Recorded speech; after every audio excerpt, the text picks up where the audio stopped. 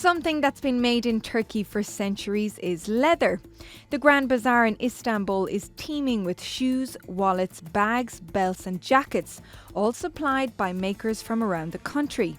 $2 billion worth of Turkish leather is exported every year, with nearly $1 billion more being bought directly by tourists who visit the country.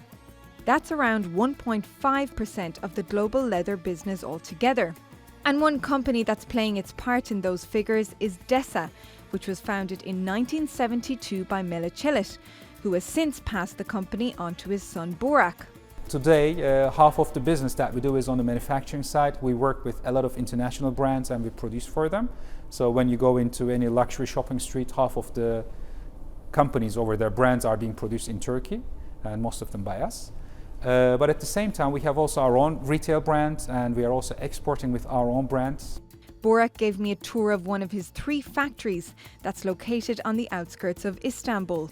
Well, in this part, we have about 110 people. Okay. Right now, we are a bit at low capacity. This is between the seasons. Sure. He's been coming to this factory since he was a child, learning every step of the business, including from some people who are still working here today. I mean, I've been working here since I was first playing and then working since I was 6 years of age.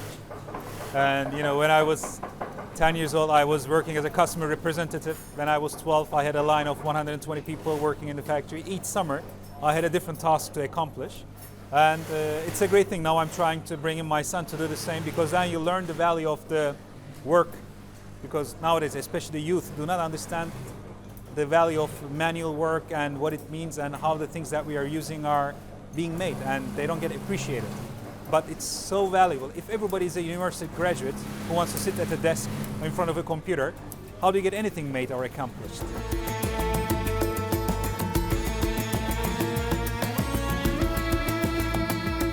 You see 5 different shades of pink here, and each jacket is made out of 5 to 7 different skins. As you can see, the size of the skin is just as this big, and in a garment we consume, of course, a lot more. So the task of this gentleman is to find the best matching skins and making them into a bundle so that the cutter afterwards in the cutting room can have the best result out of it. And you must have amazing eyes. I was going to say that actually. These guys are getting an eye check for color vision every 6 months. They have to see, well, that's one of the most skilled jobs in the profession actually. And it's that attention to detail and extraordinary skill set that is bringing many well-known handbag designers here. Burak asked me not to mention any names for confidentiality reasons, but trust me, you'd know them. From what I'm learning, Desa is a prime example of how Turkey's fashion industry is shifting. It's gone from making clothes and leather goods for other people to investing in its own creative side. Desa's design team works upstairs, where they conceptualize new lines of leather goods for every season. Turkey, historically, although we are so well known for leather, Turkey is not really known for creation of fashion. That's one of the first things that we have to change in the conceptions of the people. Second of all, within the country, it has not been so easy to find the good designers, because it was a lot more production oriented in the industries and less design oriented, and these things have been changing recently. First of all, much younger designers out of Turkey are coming out and the schools are being established accordingly, but also international designers joining us and working for our brands in Turkey as well. So it has been contributing a lot to the success so far. But of course, the conception of the country and the brand is very key, because no brand can be much higher or positioned much better in a much better place compared to the brand of the country it comes from.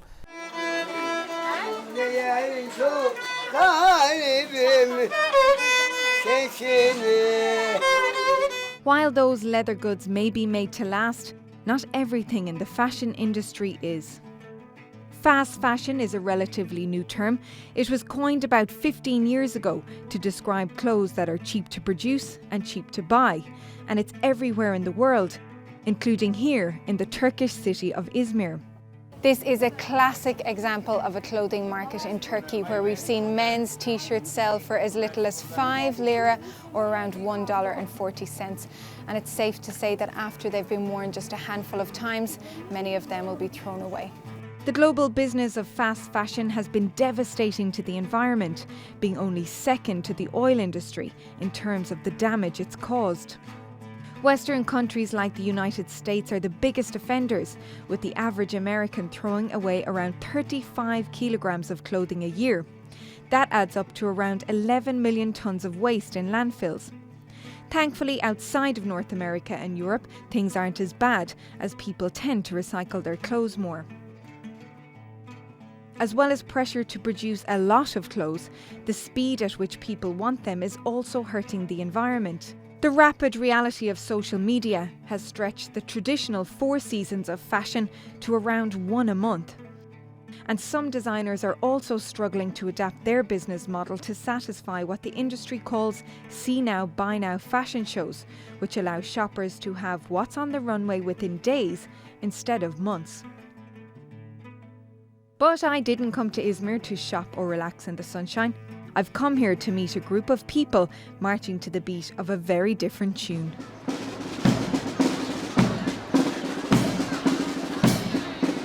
Not far from those bustling clothing markets in Izmir, there's an event being held that is working to reduce the negative impact of disposable fashion. It's being hosted by a charity called the Textile Exchange, a Texas-based non-profit organisation set up in 2002. Its goal is to reduce the negative impact the clothing industry has on the world's water, soil and air. Those attending include Turkish farmers and cotton growers, as well as fashion giants like H&M, Timberland and Stella McCartney. Turkish cotton is one of the best in the world, especially the one here in Western Turkey we're growing. It has good very fiber characteristics, and you can spin very good quality yarns. Turkish growers, they can immediately, switch to other cash crops. So once the global cotton prices are high, they can immediately get back to growing cotton. And also there's some government subsidy, which also helps them to increase the production. In Turkey, 800,000 ton annually we are growing. And then we are selling to generally Bangladesh. At the same time, we are selling Germany, India, Pakistan, Bangladesh, Egypt, some European countries, but 90% of our market is Bangladesh. One of the main reasons businesses want to trade with Turkey is that it's one of the few countries in the world where genetically modified cotton is completely banned.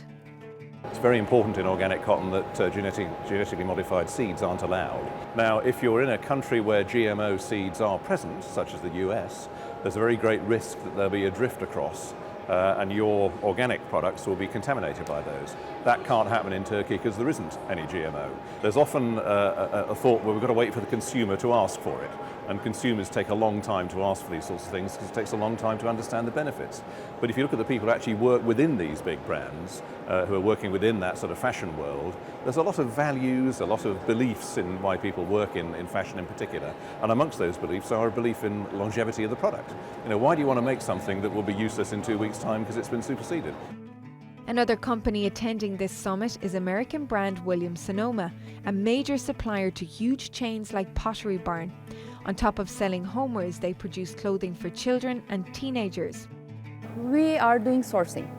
So as a Turkey office, we are mainly doing textile and towels especially. As a Williams Sonoma, we have a strategy that having 100% sustainable product by 2023. So this is really important to be here to support this kind of events. We heard about the summit and we want to get in contact with other people who have the same vision than we have. DM Drogeriemarkt got founded 40 years ago, and 30 years ago we launched our children's apparel line with bio-cotton. So 30 years ago the bio topic was not so broad spread as today. So we had a long breath for over 10 years. We stuck to this idea, and now we really have a niche with our merchandise.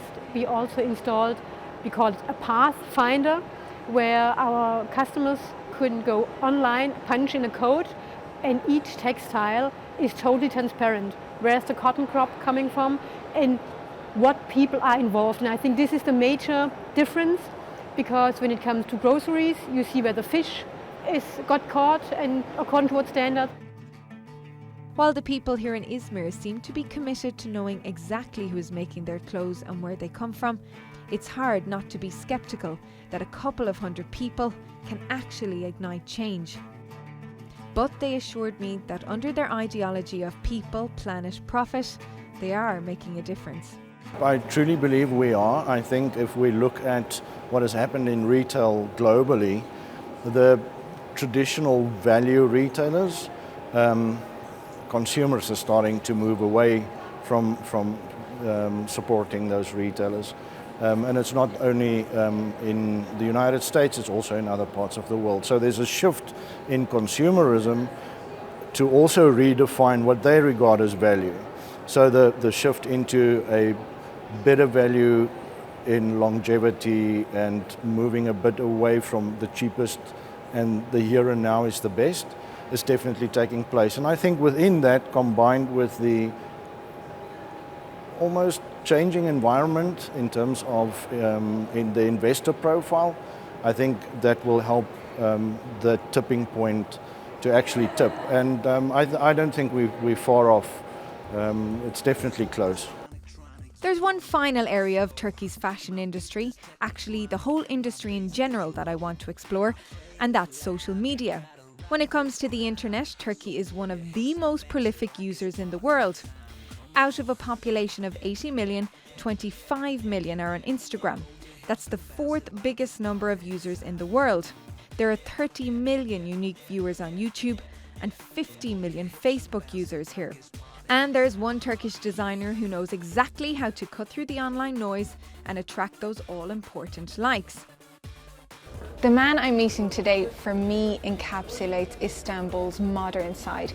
It's like the walls, the graffiti, the back streets just jump into his creations. He's all about comfort and street style, and which is a good thing for walking on these cobblestone streets of the city. Let's go meet him.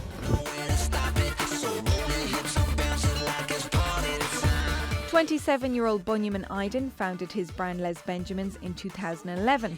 He's shown off his collections at Milan and Paris Fashion Weeks, and his clothes are sold around the world. Hollywood stars including Robert Downey Jr., Jared Leto and Jaden Smith have donned his designs. Bunyamin's creations often have a tribal theme, telling the tales of Tuareg people of North Africa to the eagle hunters of Mongolia. And that storytelling translates to social media too. Les Benjamins has around 24,000 followers on Instagram and 100,000 followers on Facebook. And Bunyamin utilises social media in other ways too. He hired a 17-year-old photographer after spotting him on Instagram. Bunyamin is a strong supporter of millennials, believing they are misunderstood by older generations and should work beside you rather than across from you. He believes in the power of social ambassadors to promote his brands, but says he never approaches celebrities or sends them his clothes to wear. So Bunyamin, we are feet from your flagship store in this amazing neighbourhood on this amazing day near Galata Tower. Tell me more about how you use social media to help promote your business. I think the digital aspect of today is very important, but I think also merging that with the physical layer is very key, because you want to meet the people you see digitally. You want to be able to talk to them.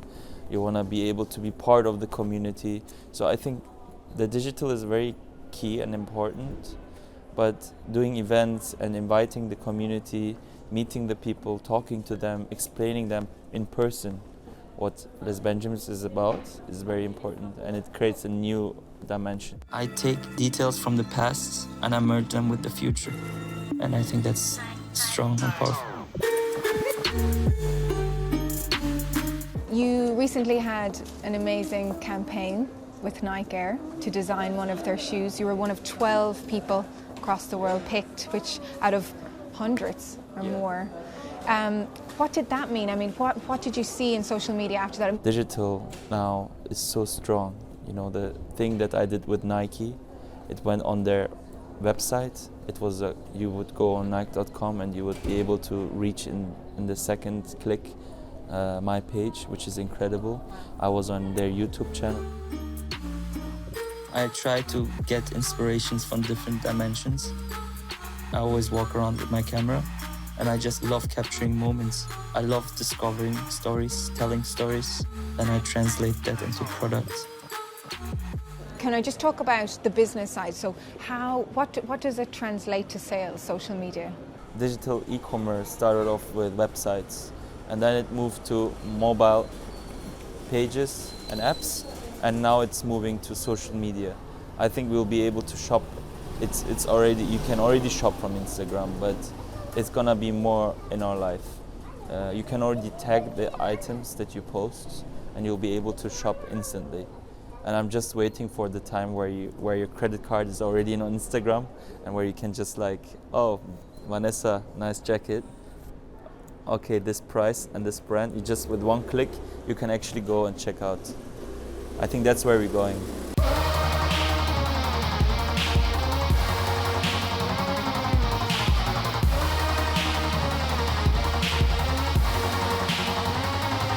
Likes are very important right now, and it kind of gives you credibility.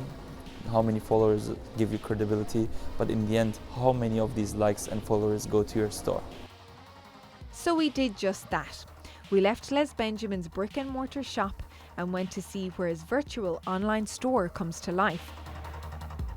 His studio is located about a half an hour drive away.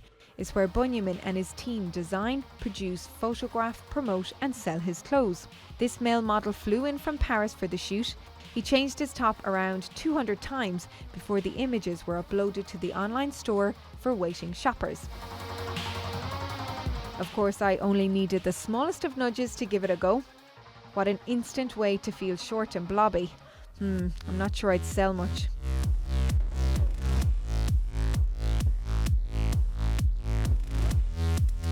Benjamin and his team are way ahead of the curve, having set up their business just as social media began gaining real traction. The State of Fashion, the most comprehensive report on the industry, expects 940 million people will spend almost $1 trillion on what it calls cross-border e-commerce transactions by 2020.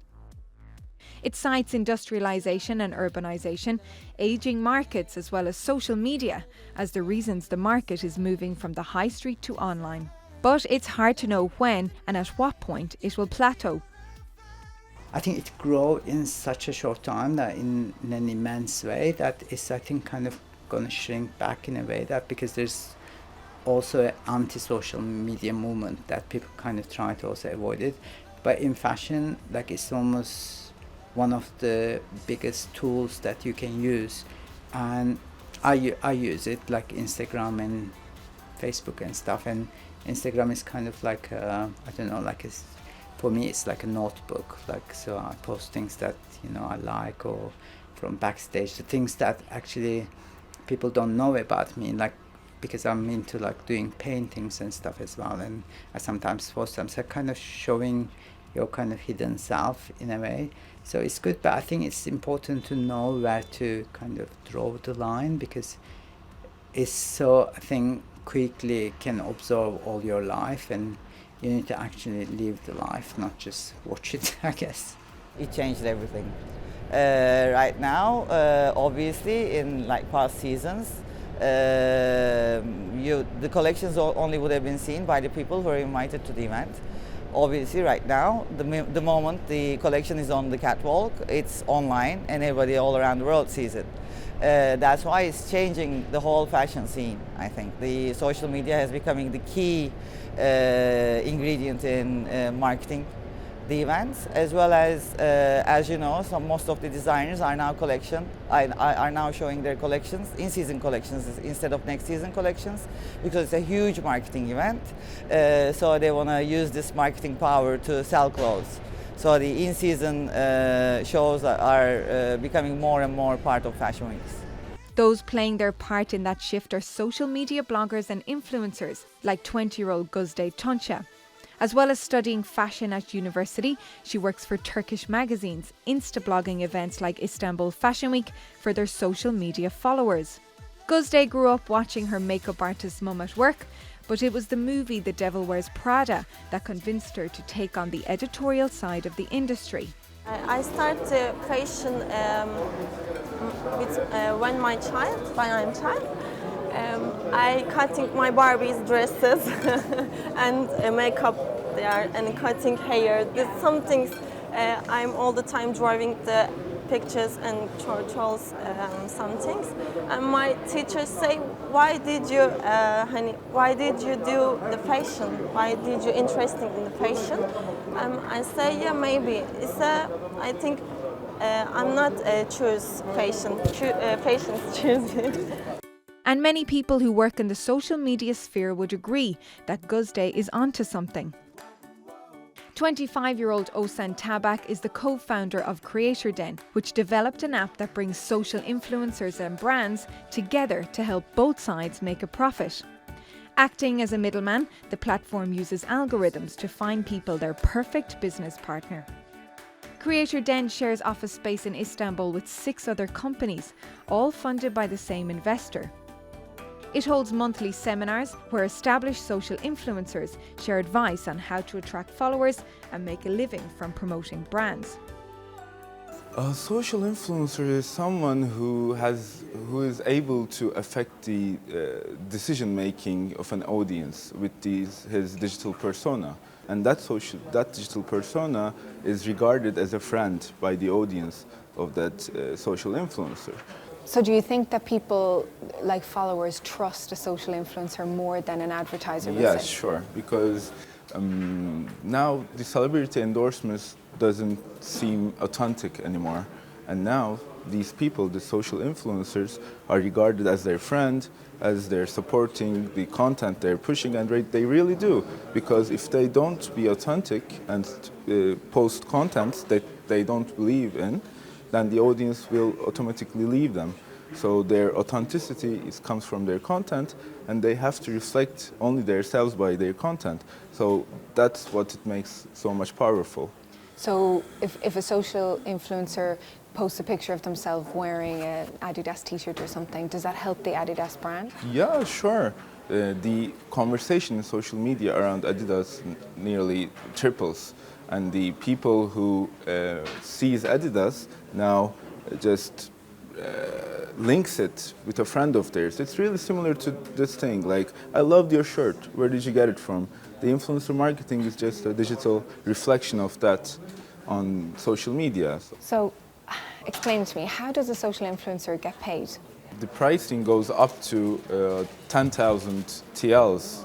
So Turkish lira, so about $3,000 per post in Instagram, for instance. In YouTube, it really goes much more higher. Much higher, okay. Yeah. So we're considering people above 3,000 followers as influencers, and up until like they have 50,000 followers, we're considering them as micro influencers. The micro influencers are a bit different from the other influencers, the macro influencers, let's say, because they have a much more engagement rate. People are really thinking that they're their friends, and they're just acting like they're friends. They have more engagement rates and more likes proportional to their followers. But the influencer follower rate goes up to 10 million, 5 million. So a brand would work with these guys differently according to their own brand strategy. So if you want to get your name out there, maybe it's more logical to work with a macro influencer. But if you want engagement, if you want to touch people, you have to go to the micro level too, to really go and be a friend, a friendly advice to other people. Anyone I've spoken to is talking about how the industry is changing. I mean, now it's social influencers that are leading. Like designers say that people won't wait for 2 or 3 months for clothes to come out, that social influencers are the ones that are making the decisions. Have you seen that? Yeah, sure. I think the how social media disrupted the fashion world is that the sphere of influence, the trend setting was brands were the sole owner of that. Brands really just set the new trend with their huge fashion shows, with their huge celebrity endorsements. But nowadays, the everyday consumer, the everyday person who just posts quality content could have a say in what will be the next trend is. So there you have it. Change is coming to the fashion industry, and it seems that Turkey is ready to lead the charge by harnessing the latest technologies. When I started this journey, I was expecting to see a bunch of designers piecing together global trends with a slightly Turkish touch. But now I realise it's the complete opposite. Turkish designers are drawing on their deep history in fashion and making their own creations that will set global trends and styles, and not merely follow them.